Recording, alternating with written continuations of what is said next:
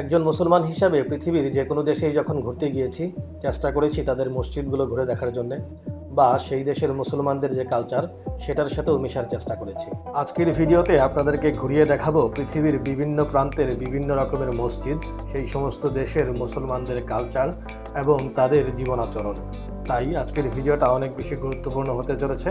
বিশেষ করে আপনি যদি জানতে চান পৃথিবীর বিভিন্ন প্রান্তে মুসলমানরা আসলে কিভাবে নামাজ আদায় করে বা কীভাবে জীবনযাপন করে, তাহলে এই ভিডিওটা আপনারই জন্যে। না টেনে সম্পূর্ণ ভিডিওটা দেখার অনুরোধ করছি। আমার বাবা, যিনি কিনা শুধু হাস্যজ্জ্বল একজন মানুষ, আর আমার বাবা মার সাথে আমার জীবনের প্রথম ট্রিপ ছিল সিঙ্গাপুরে।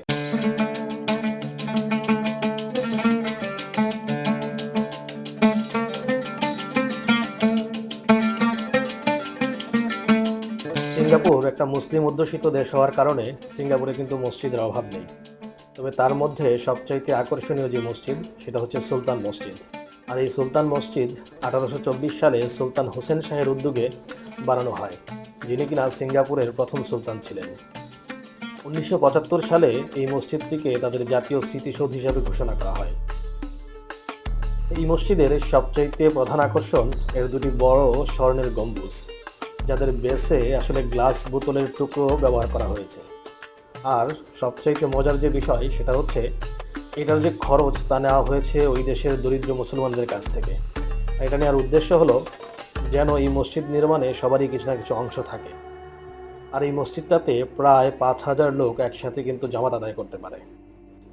আমরা আমাদের দিনের একটা বড় সময় এই মসজিদটাতে কাটিয়েছি, আর এই মসজিদের আশেপাশের এলাকাও ঘোরার চেষ্টা করেছি। এই মসজিদের আশেপাশেই আছে সিঙ্গাপুরের সবচাইতে সুন্দর যে রাস্তাটা, যেটাকে বলে কিনা আরব রোড। সেই আরব রোডে আমরা সময় পার করেছি, আর সেই আরব রোডের দেয়ালে ছিল আসলে বিভিন্ন ধরনের রং বেরঙের চিত্রকর্ম। এবং সেই সাথে এখানে কিন্তু যথেষ্ট পরিমাণ টুরিস্টরাও ঘুরতে আসে। সিঙ্গাপুরে সব কিছুরই একটু দাম বেশি, বিশেষ করে আমাদের মতো বাঙালিদের জন্য সিঙ্গাপুরে আসলে শপিং করাটা শৌখিনতা ছাড়ার কিছু না।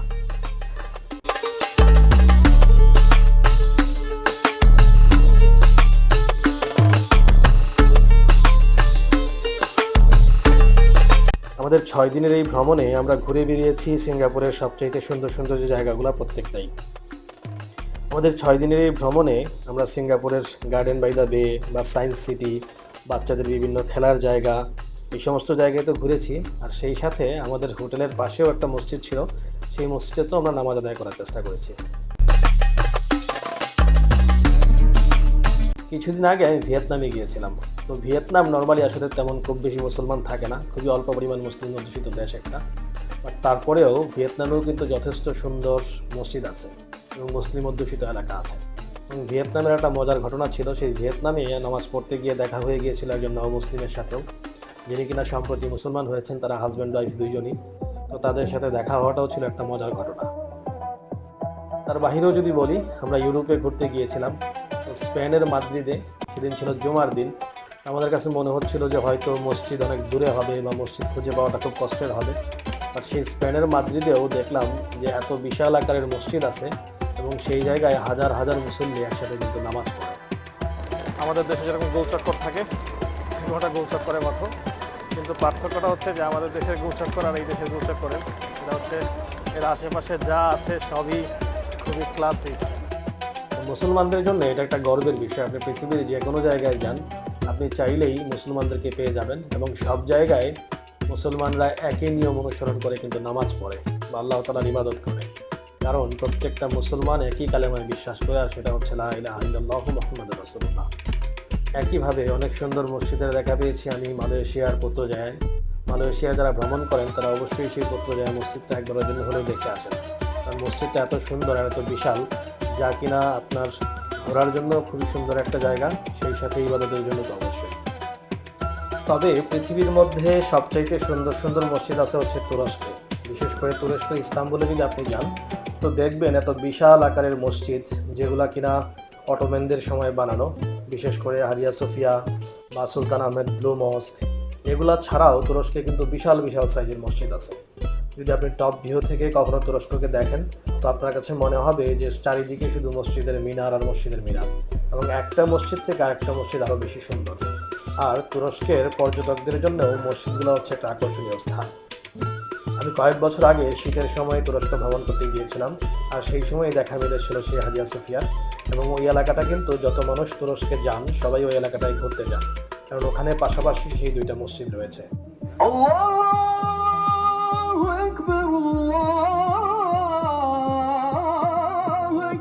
এমনকি চীনের মতো জায়গায়, যেখানে কিনা আসলে মুসলমানরা খুব বেশি তাদের ধর্ম বা রীতিনীতি পালনই করতে পারে না, সেই জায়গায়ও আমি যাওয়ার পরে আমি দেখছি যে অনেক সুন্দর সুন্দর মসজিদ আছে। এবং চীনেও আমার জুমার নামাজ পড়ার সৌভাগ্য হয়েছিল একটা মসজিদে। তো সেই মসজিদে এত সুন্দর করে খুতবা পড়তেছিলেন ইমাম সাহেব, যেটা কিনা আমাদের বাংলাদেশেও পড়েন না। উনি লাঠি হাতে নিয়ে উচ্চস্বরে খুতবা পড়তেছিলেন।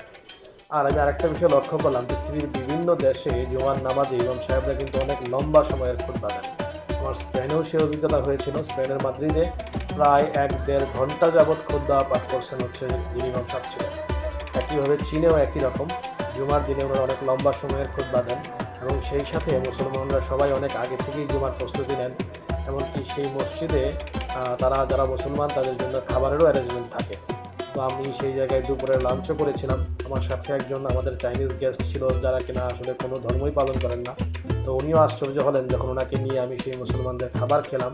উনিও সাদরে সেই খাবারকে গ্রহণ করলেন, এবং আমরা দুইজন খুব ভালো একটা সময় কিন্তু সেখানে পার করেছি।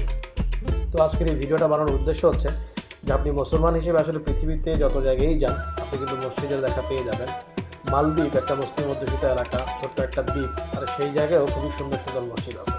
আমি আমার স্ত্রী সহ ঘুরতে গিয়েছিলাম মালদ্বীপে, এবং সেখানেও খুব সুন্দর বেশ কিছু মসজিদের দেখা আমি পেয়েছি।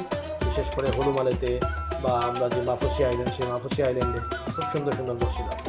এবং মালদ্বীপের মুসলমানরা কিন্তু ধর্মটাকে অনেক স্ট্রংলি পালন করে। শ্রীলঙ্কা সম্পর্কে আমাদের অনেকের ধারণা যে আসলে শ্রীলঙ্কাতে মনে হয় খুব বেশি মুসলমান নাই, বাট শ্রীলঙ্কার সবচাইতে একটা পজিটিভ দিক হচ্ছে শ্রীলঙ্কাতে প্রত্যেক ধর্মের মানুষ তাদের ধর্মটাকে অনেক স্ট্রংলি পালন করে।